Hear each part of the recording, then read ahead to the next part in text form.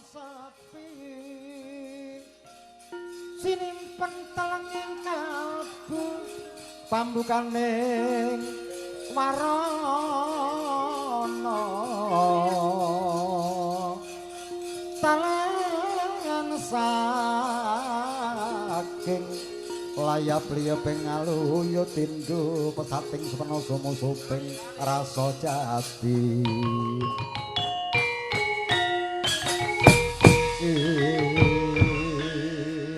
Toto kaya mangkono rumaos kasesriyu dari sang pandhita Durna sigra maruduk yaroping jalun disagung Sata Kurawa hangraya kelawan Kyai Semar Badarnaya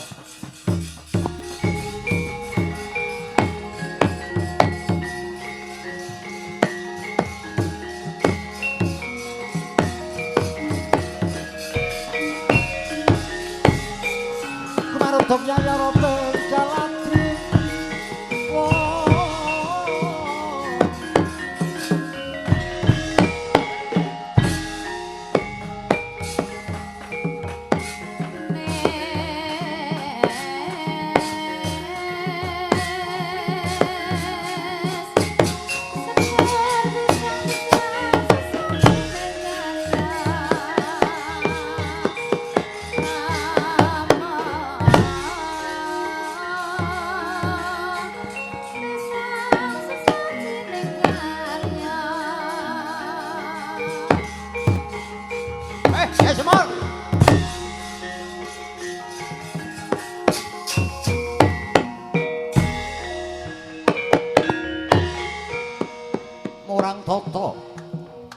wani aja karo wong tuwa iki anake lanang Bambang Aswatama tanding ngono. Iya. Aswatama. Aja meneng mung sira sajubaran keposo sira kadang dewa. Ora bakal mundur sak jangkah Kyai Semar Badarnaya. Najan aku tuwa, bebasan klemak-klemak nyedak telek ora penyek nanging yen tuaku tumindak. Lakon sumyur kumandamu. Wah. Gedhe sumbalmu kowe iki Semar. Sira adong rondang pertama cendhak tau sesilmu sampir ke pundak nanggung nduk kumandamu hilang kene iki. Ya. Sumbara sakatekmu. Durung karuan kowe bisa ngalahno karo aku. Aja meneh mung kowe ijen royokan Sata Kurawa. Ora digrekku ne Semar Salomba. Ayo amuk Sarmarata Jaya Marata. Yo. Moroh patra kang sampurna kelakon jenenge sekake patimu Kyai Semar Badarnaya. Ya. Pranyata sliramu harpane karo gerak. Senajan aku minta kelakon tak sebut ilang saka nyawa. Kemarat Pratoto.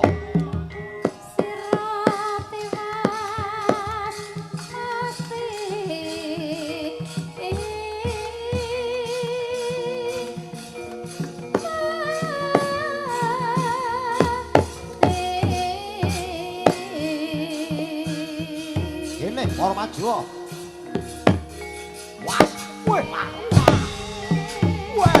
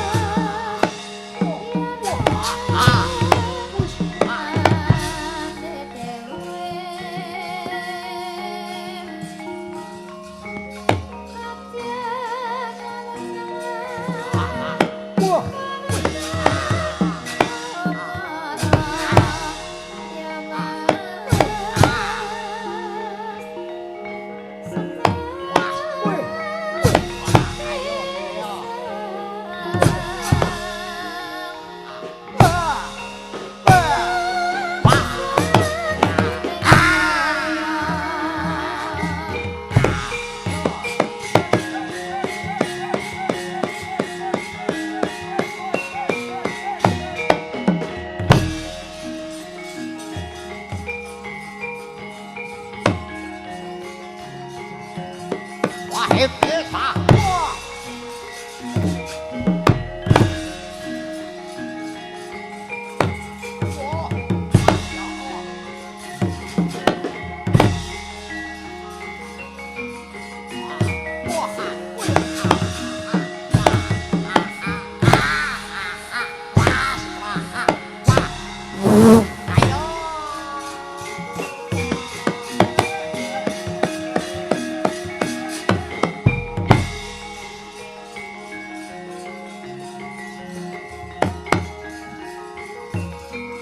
Whoa!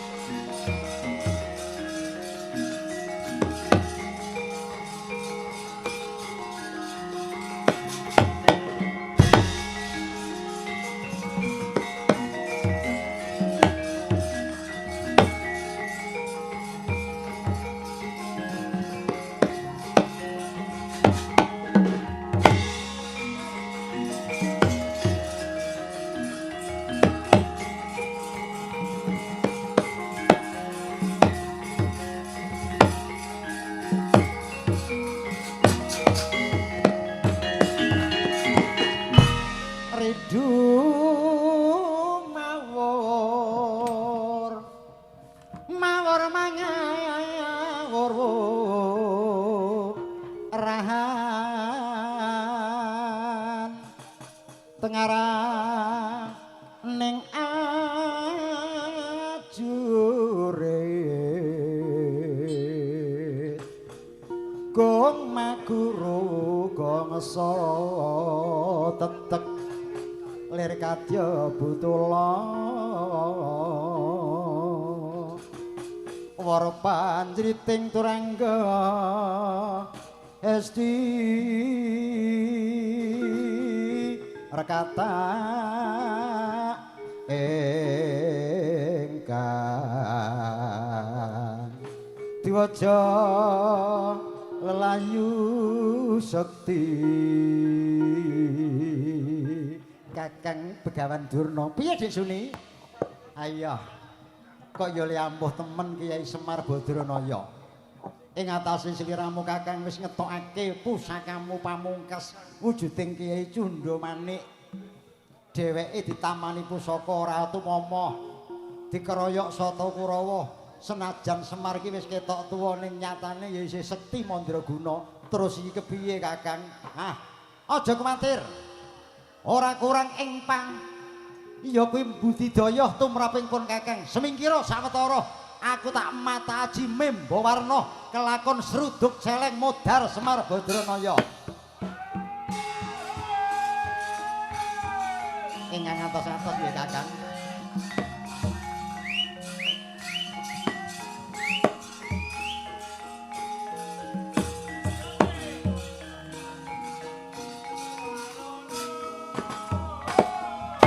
Sigra sedakep saluku juga. Hangor makin netro hangeningake cipta. Risang Pandhita Durna. Lenging cipta arsa asalin wujud. Ingkang sekawit wujuding manungsa lumrah. Dadya celeng Kiai Semar Badranaya kagiat jroning galih.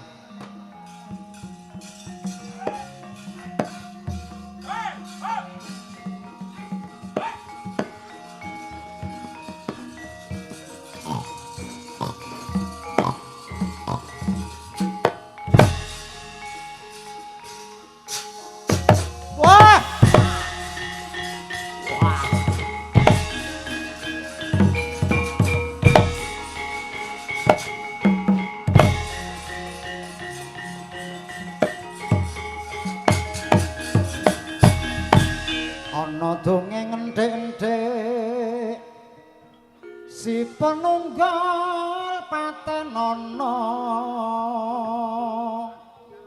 apa dosaning penunggul dosa ngungkuli sasama aja di mundak kualat lah iya bener kandamu lali sumber katiwasa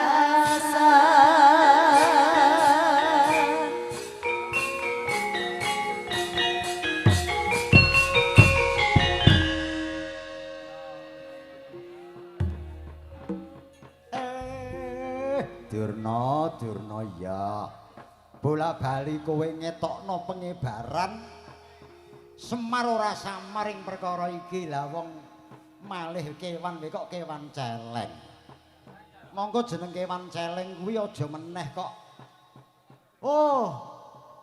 kulit lan wulune lan ilere senajan daginge wae kuwi mungguing kaum muslim kuwi mujudake suwijining pakanan sing haram.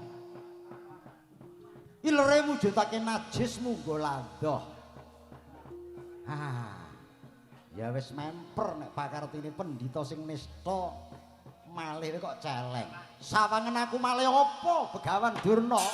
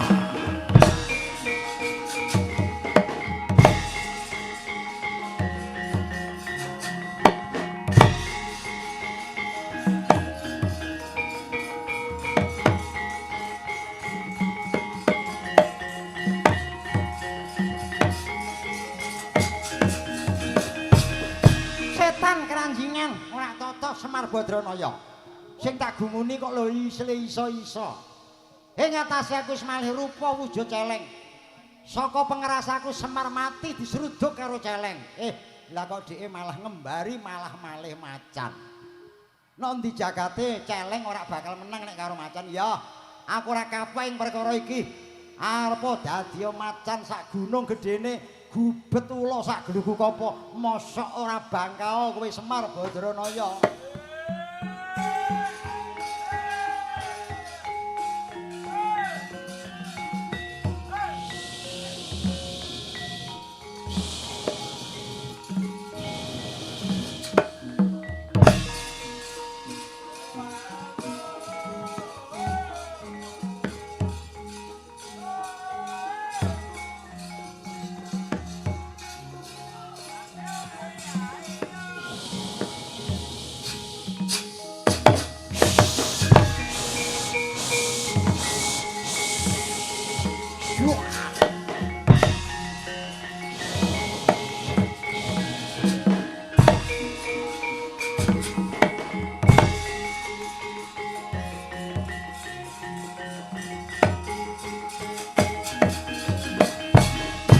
Trisangka pirangure nangkul kinempit-kempit ya ke tukang walang adi ya ke tukang ngeno sing tias lan kudu gering bareng aku malih macan lah kok Durna Budidaya ora gelem asoring yuda ora kena kalah dheweke malih ula nganti macan digubet kaya isaslaku ora iso ngetokno hawa ambegaku kaya buntet Ya. Wong ki nek luput lan kleru sedina maliya ping 7 ya ngono iku dadimu. Malih we kok ula kowe to Durna. Bubar celeng saiki malih dadi ula. Rumangsamu nek ula ki wis bener.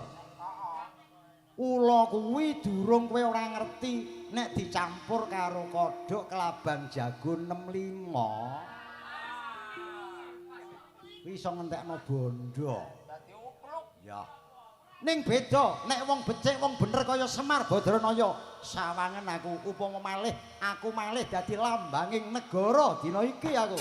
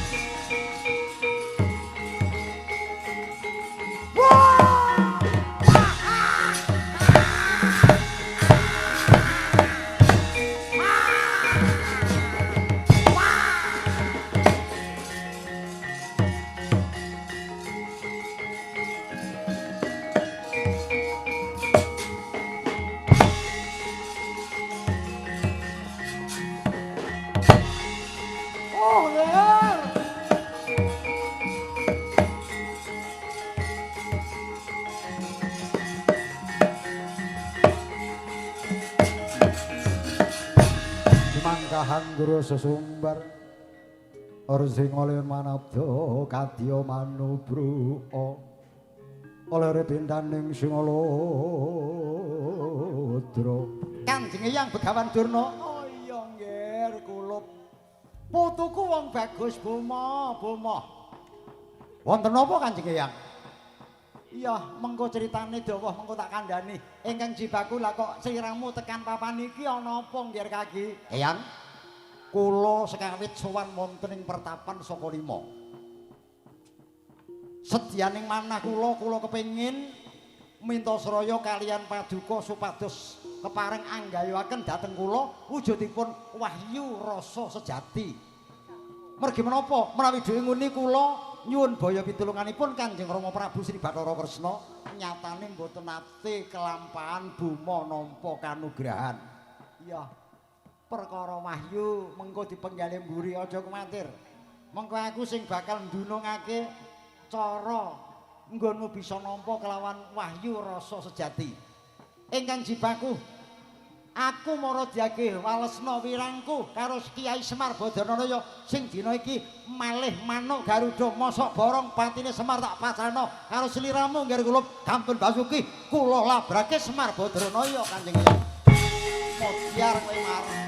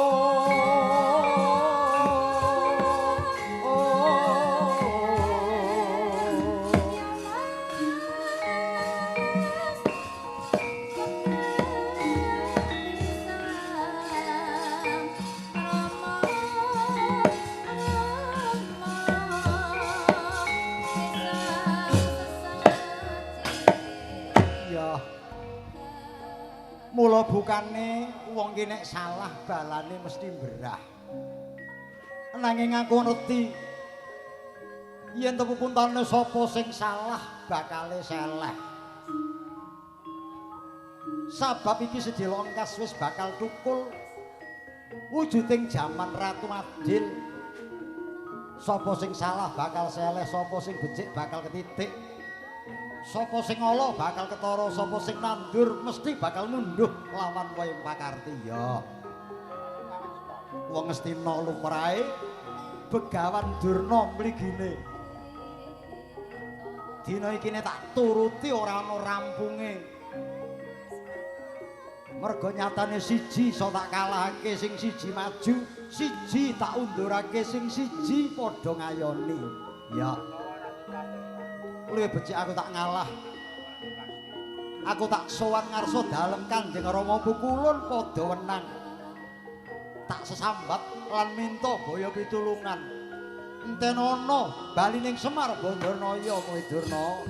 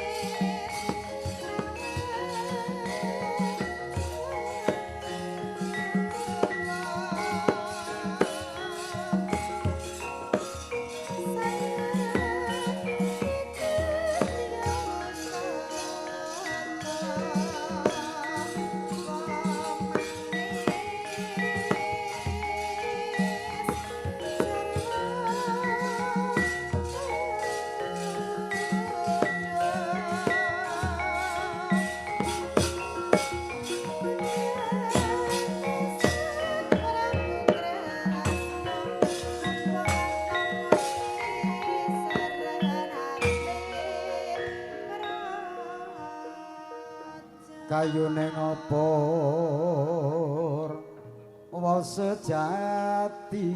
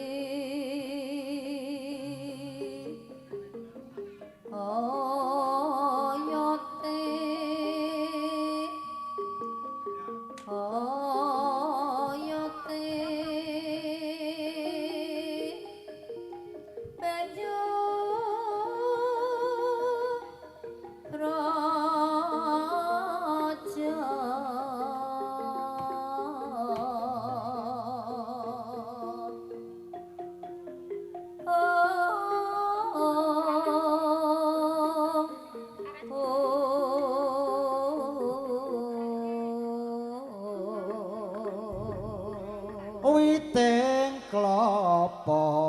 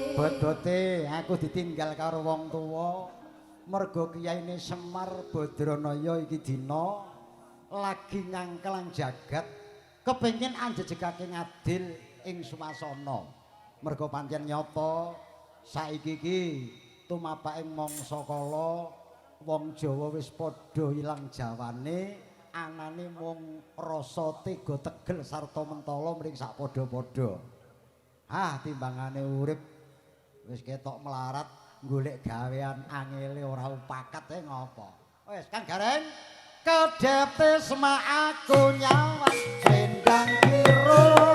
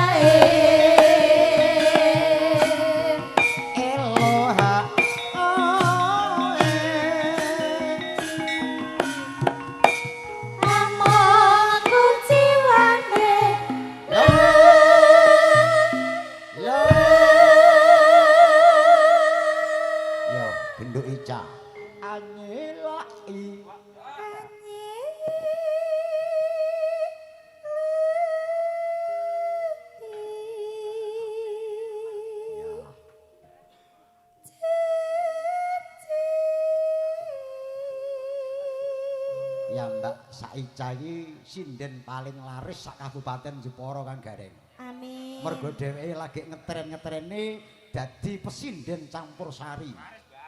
Dadi ngendi-endi wah wis pokoke goleki karo sing piyai siji kuwi wis jan tenan. Amin. Pangestunipun Bapak.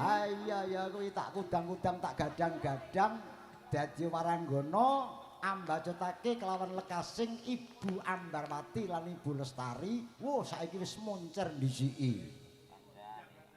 Selendang biru, selendang biru, selendang biru, among nginaki ati.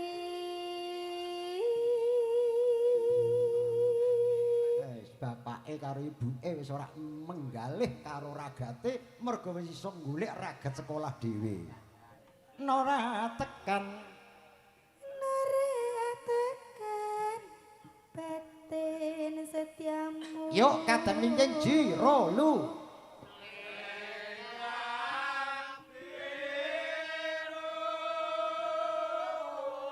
Wis sinden telu arep tak ratani kabeh. Tetapan janjimu selendang biru. Eloha oh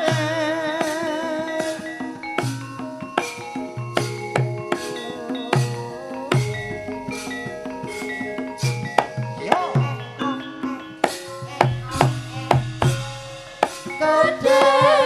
Tisma aku nyolong selendang biru. Gelungane metu lalaken tasihane ngaken kabeh wongo nyampe ngatake solae SMS lakane gawe bingung nyata kagungane iki pae. Eloha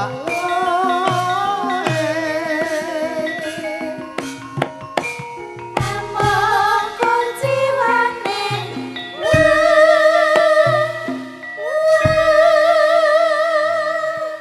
Sukma Ayu coba. Aja kalah sliramu nduk najani si SMP ora dadi perkara.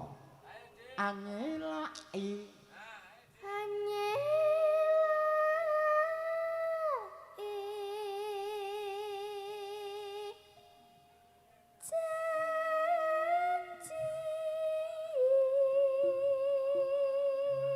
ya selendang biru, selendang biru, selendang biru.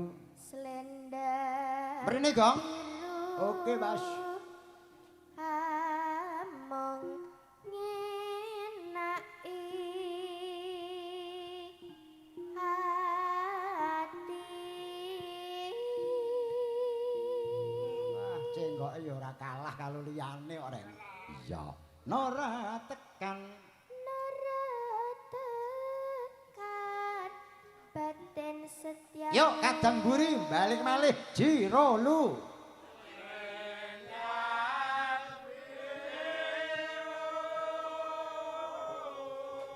Kang Kaji Tresna melu muni ta ora? Nah, ning lemune nek anggur selendang biru malah mliru dhewe nek Kang Kaji Tresna ora ana. Ayo wah ning ya temenan. Aku piyayi kaya panjenengane iki aku salut. Ambak wis lalu yuswa. Ketoke lelu mampah wis kaya guryah-guryuh nang semangate ora kalah karo sing muda-muda. Ora ketang nek medhun panggung mengko brangkangan. Ayo, Nduk. Tetapan janjimu selendang biru. Eloha oh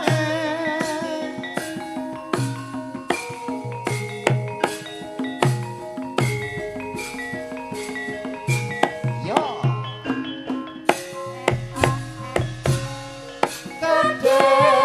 Tisma aku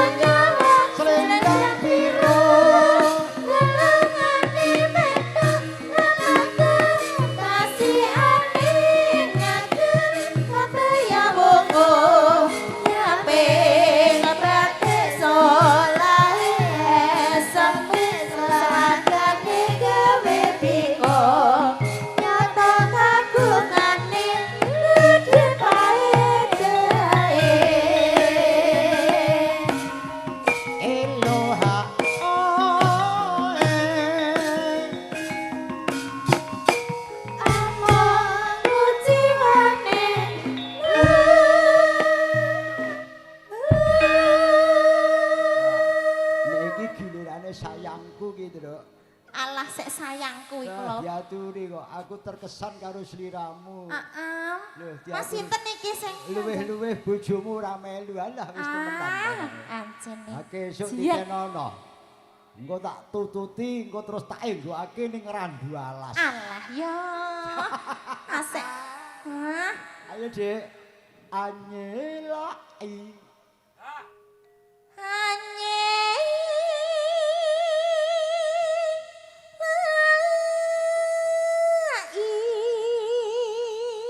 Dasar suarane wis apik, mike ya tiba becik. Nggih, jas pokoke tiga Ning putra. katurangga wanita kaya Rena kuwi alah wis temenan. Ha piyayi nek bathuke nek sak lapangan. Ha kuwi desane lha engko kecamatane mendahne ya terus wis. Aja mbok urus kowe tak kandhani.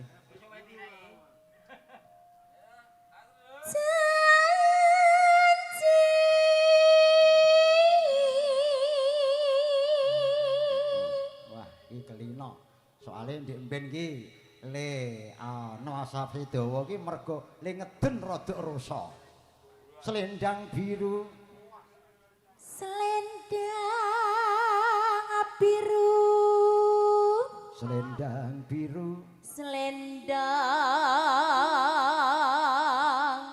biru. Among enak hati.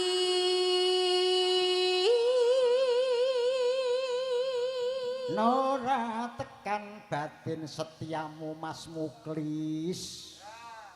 Nora tekan batin setiamu Mas Muklis. Angger mbok Mas ngono kok Muklis. iso lali ida. Lali omah kok. Iya lali ida. Oh, Muklis iku Mas Tuyul. Oh alah. Kuwi garwane jenenge Mbak Ida. Oh, Mbak Ida. Wah wis temenan. Kuwi ya ora beda. Senajan piyayine iki rada cilik nek karo sliramu, ning yo bathuke tunggale sak lapangan. Padha. Heeh, dadi kira-kira Iku kenalku kayak jaman dal iku. Kira-kira kok dijijar ngono ya mesti ketok padha le ampar-ampar. Waduh. Yo gerobake nduk. Selendang biru. Gerobake Ren. Tetep ana janjimu selendang biru. Kang Gareng, apa legong dalem Mas? Yo, ki awak dhewe mangayu bagya jroning Bapa Lukas kagungan kersa. Ki tenan. Wah, ora ngomongake putu siji ning putu loro dirangkep. Dianake tasahuran walimatul khitan. Ning aku pitaya jenengane Bapa Lukas kuwi oleh mbudidaya wis pokoke aja nganti panjenengane nandhang wirang sing tanpa upama tur aku ya wis yakin nek perlu ora mung ya kuwi yakin ning malah hakul yakin merga ala tanpa rupa panjenengane iki ya sok dipercaya karo sanak kadang tangga teparo sing padha kagungan kersa. Mulane panjenengane ngetokake kadidayane piye carane supaya hajatku rong dina rong bengi diparingi terang. Iya, ning alhamdulillah dijabahi karo pangeran sing Maha Rahman. Mendane ya kok kira-kira kok Pak Lukas kok le duwe gawe kok udan. Alah wis temenan. Lho ngono, ning aku pitaya mengko sak bubare hajate Pak Lukas, mbuh kesuk-esuk, mbuh kesuk awan, engko ora teko ambrol aku welehno. Adik aja mbah pancen wis tekan titi mangsa kalane, Dik. Kowe arep wani ngungkuli karo Pak Lukas. Pak Lukas sing mbok lawan. Ning ya saka penyuwunku muga-muga ya kira-kira engko nek bubar tetel-tetel, gamelan sak panggunge sak sone, lah engko lagi niba. Nek biasane bar beduk. Kang Gareng, yo ki diaturke gending Jawa kuno. Ya kuwi wujuding jineman bathik glinding ngampil sumantene Mbak Puput Eva Ambarwati Endang Susilowati aja nganti mlebu kandang mundhak diambung Mas Jumadi. Singotirta ya kena, Ginupita ya oleh.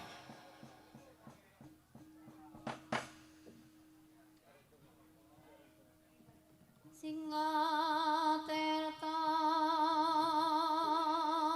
Rada cetha, Mbak. Nek tak rungokno nek ora Tirta iki. Ha iya. Singotirta.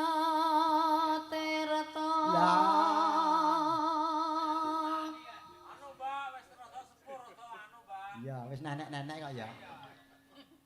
Nenek-nenek. Ya. Mangsa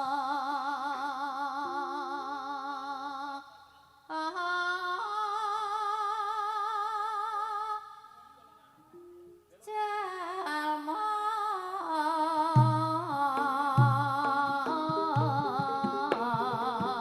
apa baya Pak Mami.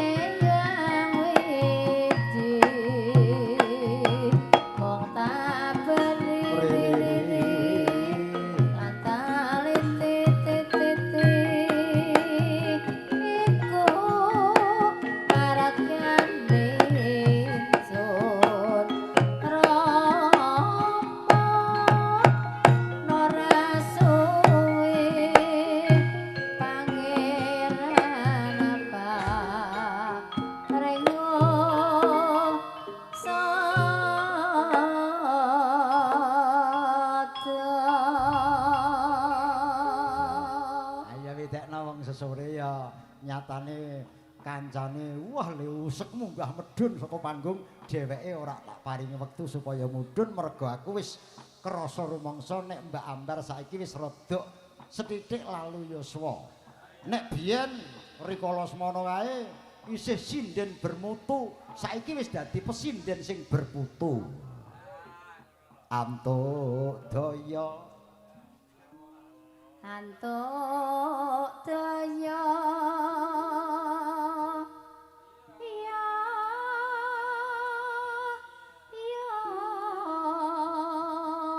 ayo ya rohing rasa heeh rasa mulya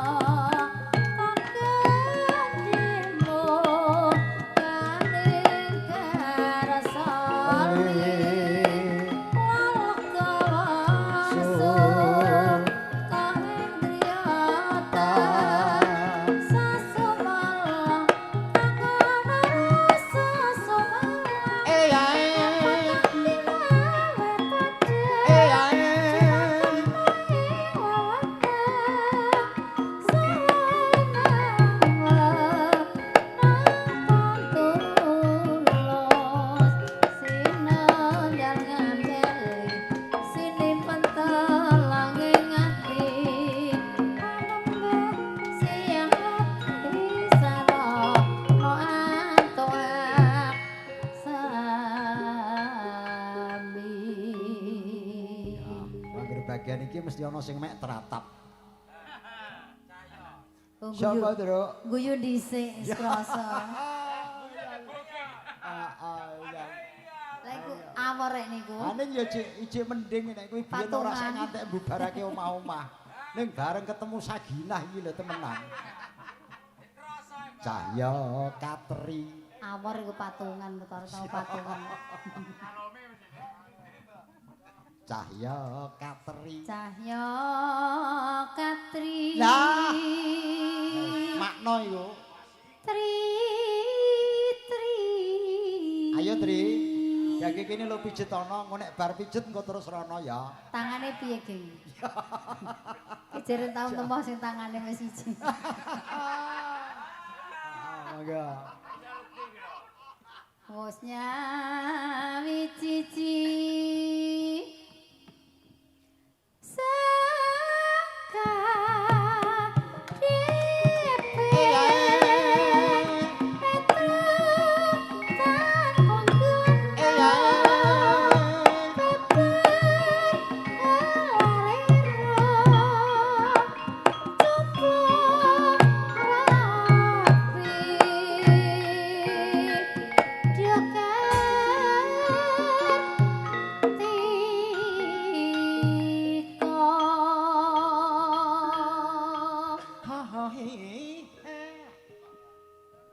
Napa kono ya, Pak? Ya cengkok iki kaya kuwi ngono lho. Kebiar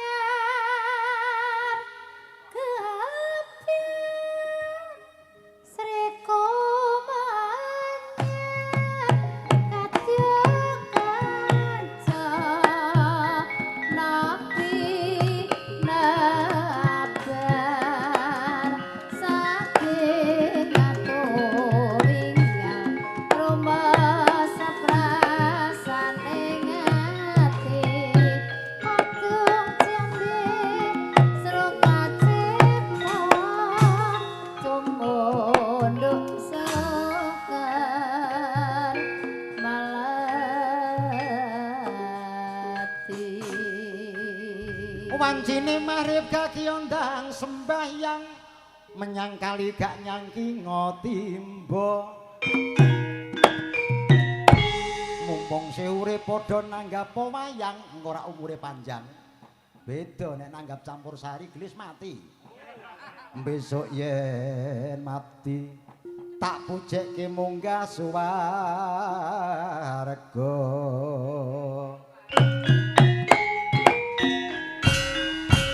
Kabeh muni amin ndongakno Pak Lukas sak keluarga. Ngono-ngono ra Allahumma amin.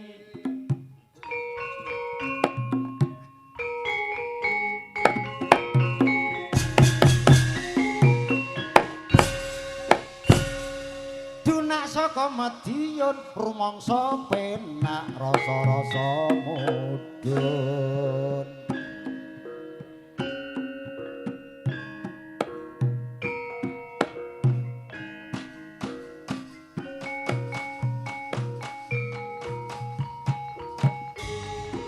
La ilaha illallah Al-Malikul Hakul Mubin Muhammadur Rasulullah Isotikul Wadil Amin Aja sira banget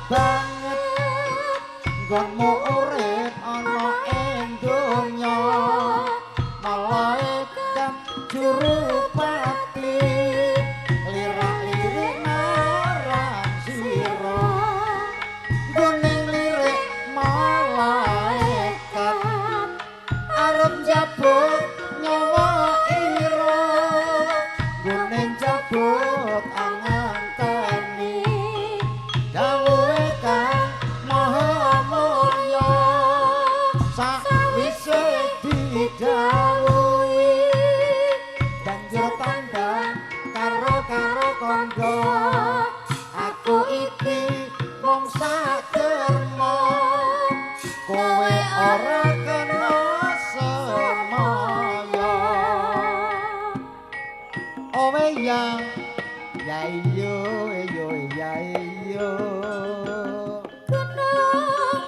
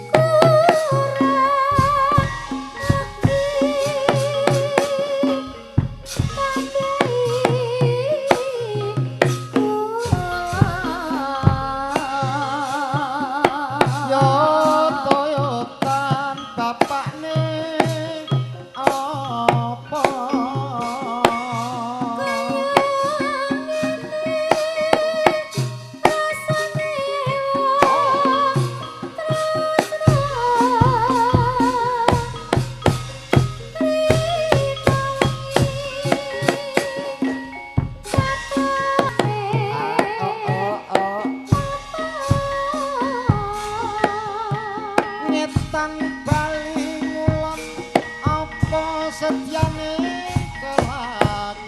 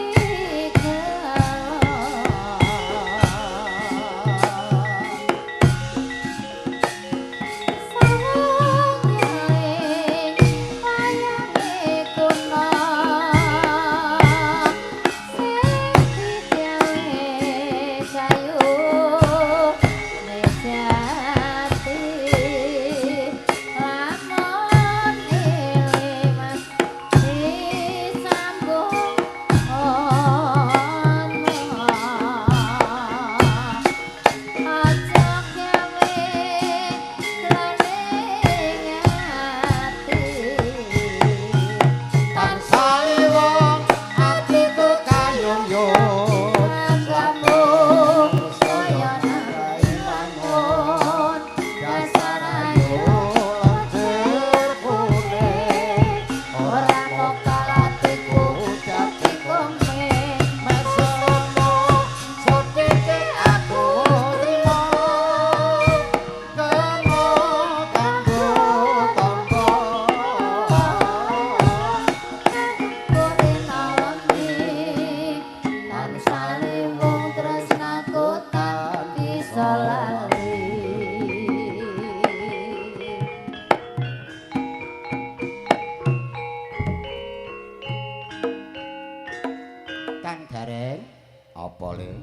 awak dhewe kepengin ngaturake sing sak dawa-dawane ning winates ing wanci mula tak suwun Ki Pesinden sing pol kene dhewe kepareng ngaturake pamit mulih ning dibawani mengko lancarke terus mbacutke kelawan lakon Kang Gareng ngono heeh Lilanono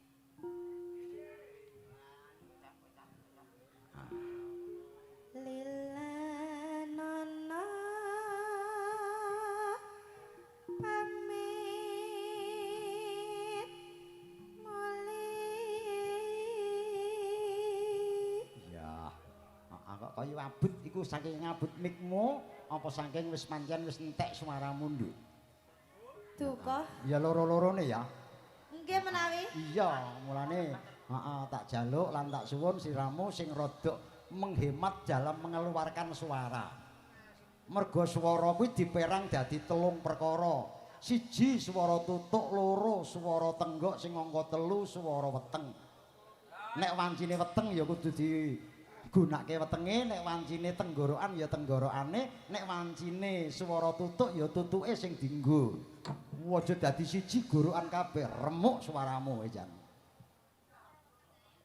Hah apa to Mbak Amber njaluk swara weteng sapa sing njaluk Morena heeh niku nek bagian bodho weteng-weteng kok malah jan rumangsaku kok Jan nano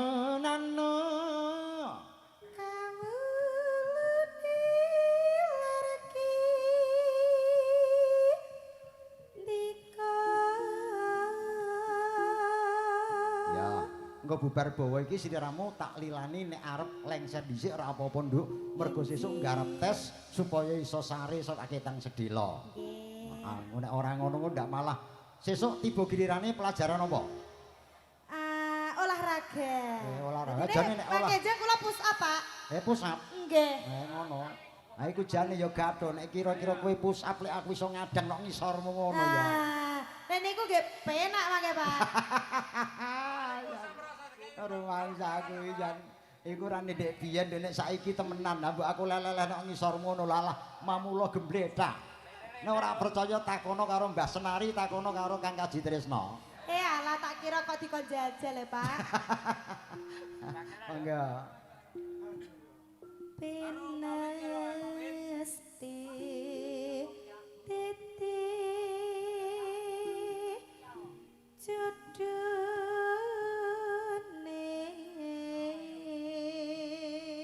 Ya. Ki dulurmu lembek njaluk engko nek bar bawani njaluk ya kuwi kembang kopi kanggo bonus. Ya wis ora apa-apa wis tak tutur-turuti. Heeh, wis ora masalah wis pokoke. Netian abot jroning rasa Mbak Mas Lembek wis 3 dina 3 bengi ning daleme Pak Lukas kok piye le sak biantu kok tenan wis. Matur nuwun ya Mas Lembek ya. nanging badhe menapa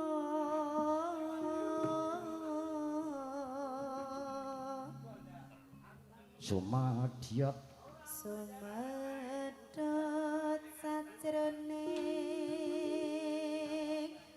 kalbu kawula kawula amung sak termo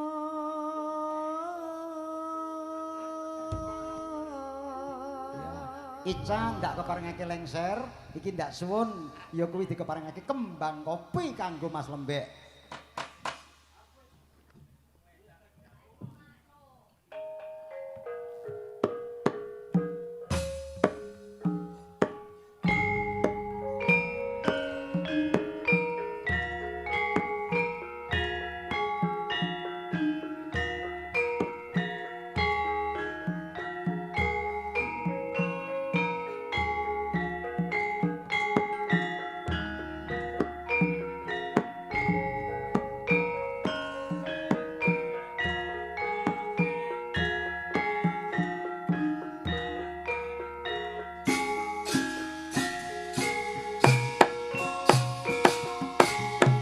Yo, ya.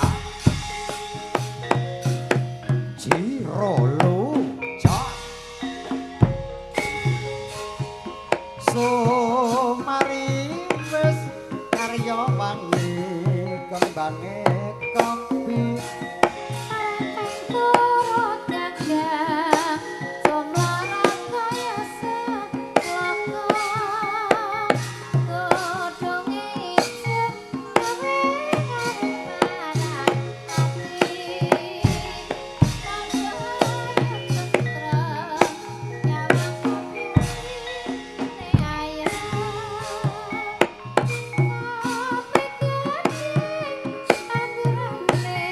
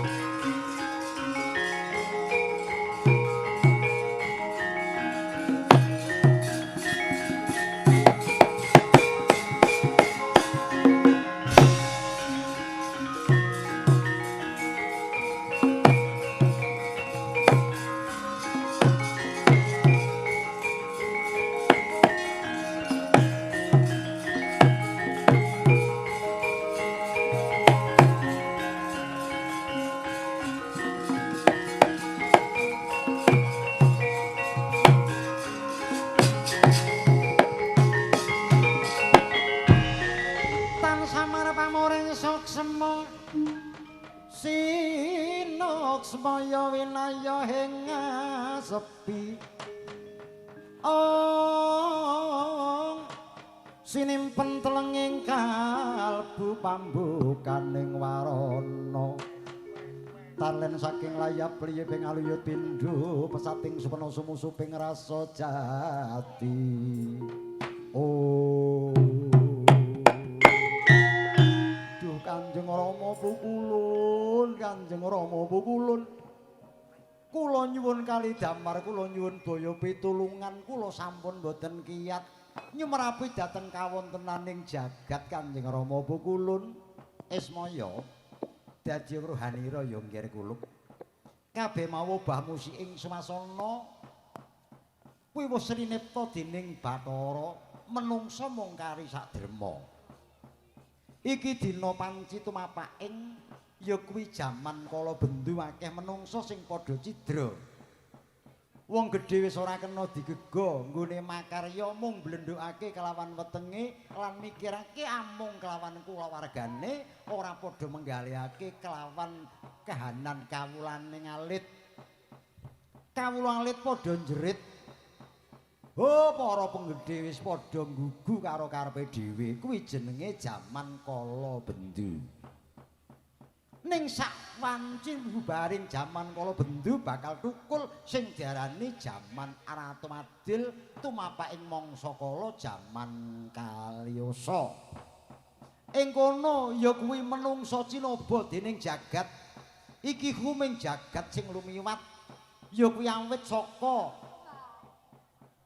kodrat papat sing tuwimpen ana angganing para titah ingkang wujude ya kuwi lemah angin banyu lawan geni kuwi mengko sing bakal tukul anggegirisi nanging muga sabubaring lelakon iki mengko tumuli upama ana muga-muga ning papan kono-kono ing papan kene bakal slamet kahananing nggih kaki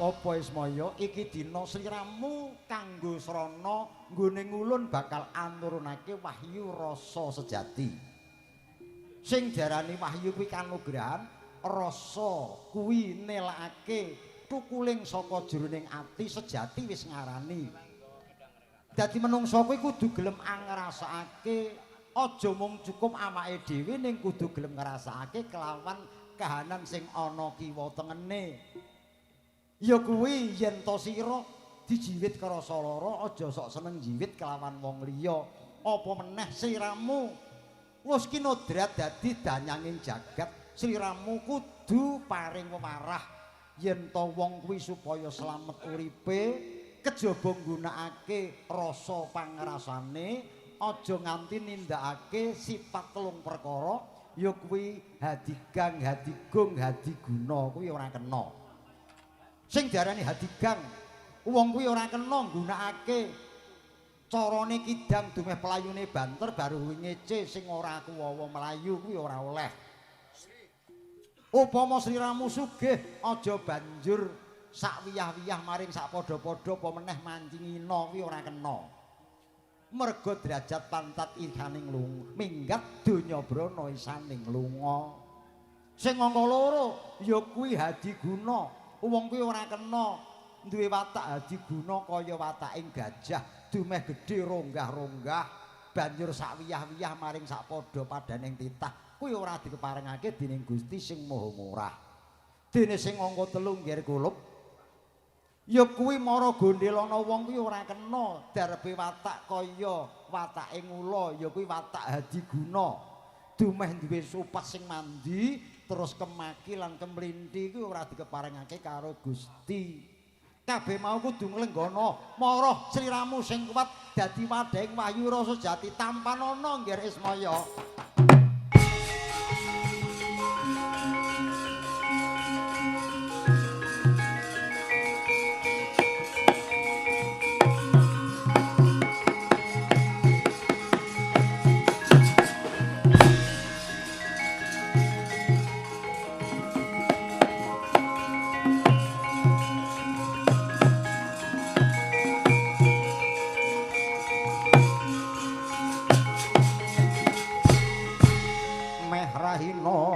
Bang Hyang Haruna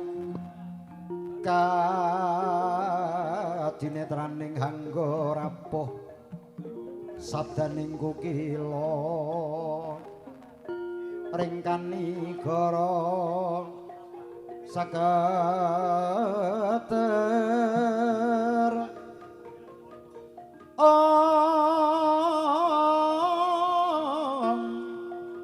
kini dungani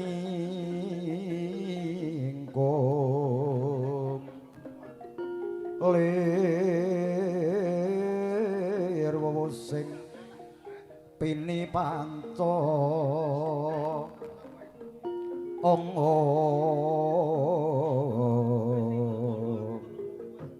kelawan papetoking ayam wana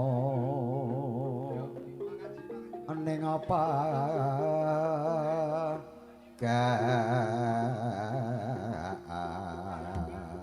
Ismaya kula wonten dawuh Kanjeng Rama pukulun padha wenang. Sawise sliramu ndak panjingi wahyu rasa sejati, iki mengko sliramu tak suwun bali mudhun nyang Arcapada yen to wis tekan ngalam donya, wahyu kuwi paringna kelawan Bapa Lukas karben darbe watak sumur kang asrep nggih. Lire sumur kuwi kena diangsu dening sakpada padaning titah. Pinangka dayaning wahyu rasa sejati, Pak Lukas Bujuwati muga dadi wong sing menep ing kawruhe, dadi tuwa kang tuwak kena kanggo cagak tumraping putu lan anak, satemah kena diangsu dening sakpada-pada wis baliyo nggih Ismaya.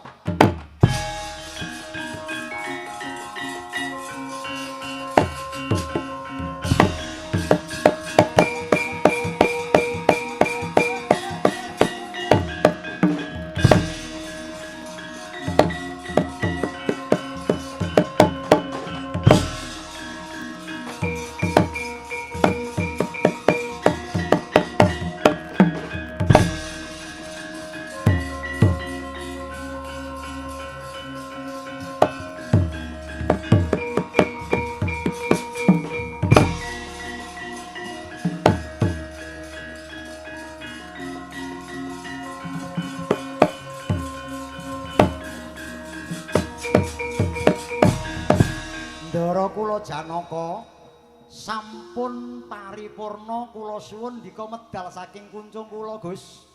Sabab wahyu sampun kula tampa mangke paduka bekta kondur dhateng Praja Ngamarta kula aturi medal saking kuncunge Semar Ndara.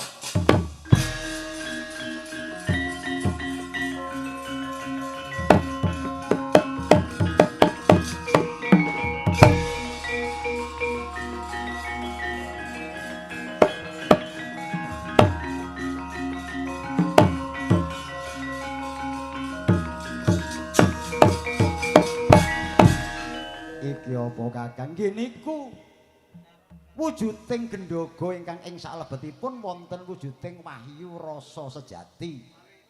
Mboten ketang kula kaliyan panjenengan keloro lapa anggen kula mbudidaya sampun pikantuk damel Ndara. Nika monggo kula aturi panjenengan kondur langkung rumiyin hambekta dhateng gendhaga sabab wahyu niku mujudake barang kang melok akeh sing padha milik mung budhe kesusu selak muluk. Mangke nek mboten kula awekane mangke mindak mboten mathuk. Monggo panjenengan kula aturi sumimpang dalan medal kidul sumuli enggal dumujug dhateng dalipun Bapak Lukas tumunten kondur dhateng Praja Ngamarta Ndara.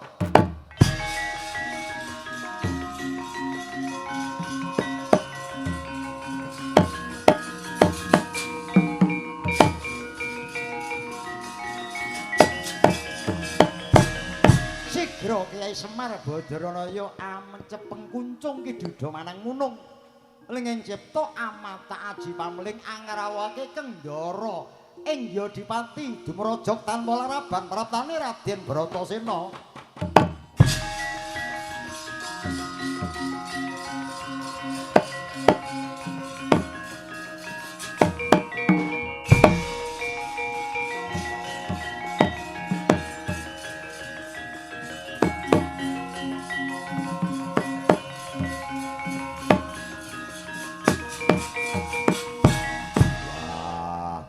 Semar Badranaya ana apa kowe nekakno karo warku Ndara? Ndara. Menika kalawa ingkang dipun luru pun nyo ketemu, ingkang kabudidaya wis nyata meka wujudipun Ponang Wahyu rasa sejati sampun kaasta dening Ndara kula Janaka. Ning niku mujudake barang wahyu niku mujudake barang sing melok, akeh sing padha milik mung butuhe kesusu selak muluk. Kelangkung-langkung kula ngertos. Inggih menika ingkang putra paduka pulunan yoganipun Ndara kula Kresna, Prabu Bama Narakasura ingkang ngaya kepengin nyuwun dhateng Ponang Wahyu menika. Mosok borong wangsule Bama kula pasrahaken ndika Ndara.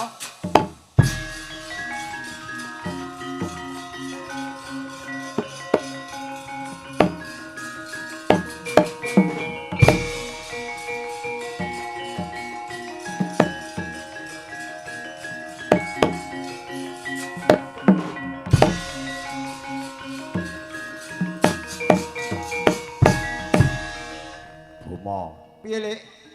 Ana apa? Penjilatan netramu ana sak ngarepe wong tuwa.